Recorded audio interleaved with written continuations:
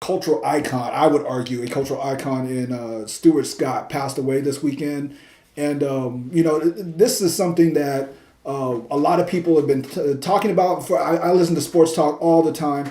And so when he passed away, he was literally the reason why I started watching sports, like the sports centers, stuff like that. It's like actual, just really watching the highlights and stuff, because I really didn't pay attention to stuff like that before. I would actually, kind of watch the game or watch, the news channel or whatever. But he actually pulled me in.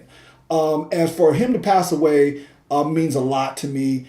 And, and I know it means a lot to a lot of other people out there. And so, and you have... Yeah, I think, first of all, anytime we're talking about death, I'm always careful to separate. I didn't know this person. Yeah. Most of us probably who would watch this probably did not know this person. Yeah. So on one hand, it's really incredible to see the reflections from his colleagues, the fact that he was on TV, you're able to sort of get an appreciation. Folks who are sports, you're seeing some of the behind-the-scenes stories of what Stuart Scott meant and what he did in terms of bringing about representation of black males on television. Yeah. But personally, I think this is where Bruce and I can relate, is seeing an African-American male on television in a suit or in a professional capacity, yet still using the language of hip-hop. And I'm careful to sort of distinguish. There is a blend between black aesthetics, black performance art, black speech, black vernacular, and hip-hop. There's a huge blurring of the lines. Yeah. But if we just limit Stuart Scott to talking about what he did for black folks,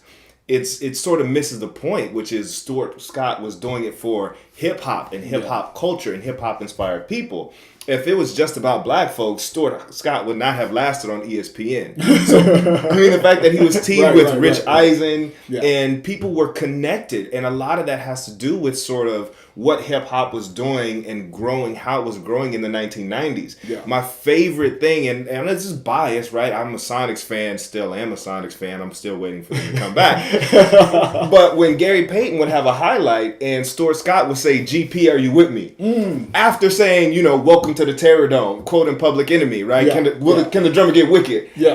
And we know the catchphrase is "Booyah." It's cool as the other side of the pillow. But to hear him use Public Enemy, Kirk Franklin, some James Inc., right? He would use these references that were so deeply embedded in hip hop music, soul music, funk, that it was something that for me I knew. And I knew no one else. I knew Rich Eisen didn't know what he was saying. I knew anybody else didn't know what they were saying. My mom might not have even known some of them. But the fact that I knew these references, it was a connection. So you saw yourself on TV. And it would be foolish to think, I talk the way I talk. I dress the way I dress. This is how I dress in class oftentimes, right? Yeah. Because of the confidence that I can still be me, speak my language, and get paid in the professional capacity and be taken seriously regardless of the vernacular that we use. And that actually brings me, because I'm a little bit older than Ant. Actually, I'm a lot bit older than Ant. But when I first started at my job, for real,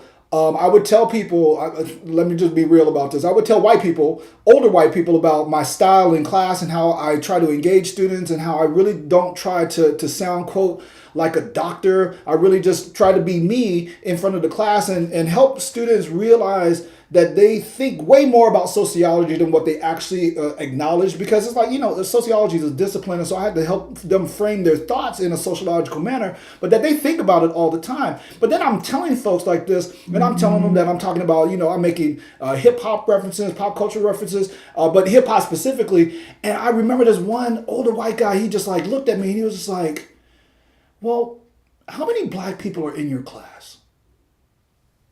And I'm like, well, maybe like out of 40, maybe like 2 or 3. I have 1. Yeah, right? Maybe 2 or 3. Well, normally it is 1 or none, and whatnot. And then he was like, "Well, don't you think you're losing the white students when you do stuff like that?" And I'm like, oh my God. Old white people just don't get this. And that's what right? Stuart Scott did. He showed folks that, people are much more, maybe not, but at least slightly more comfortable, right? People deserve a little bit more credit in terms of how we relate, understand, pick up, and communicate than advertisers would like us to think not. Right? Exactly. And so when and so my record speaks for itself. My classes fill all the time, all of this stuff, blah, blah, blah. But what the older white people didn't understand is that, yes, young white people actually understand this stuff too, and that this is seen as cool and hip or whatever. And I'm not even going to be into that space because I know that I'm not cool nor hip. He's cool and hip. I'm just this old guy trying to act cool and hip. But the idea that they can understand it, regardless of how you frame it, that they can understand it, that just bridges all of those gaps. That gives people like myself and Ant license to go, hey, you know what? You might not like this, but this is who we are, and this is how we present ourselves. And Stuart Scott, amongst a lot of other people, but Stuart Scott especially in my life, he has allowed me and Ant to really take ownership of that and say, this is who we are, and just making us feel very comfortable. And so thank you for that, Stuart Scott. Rest in peace.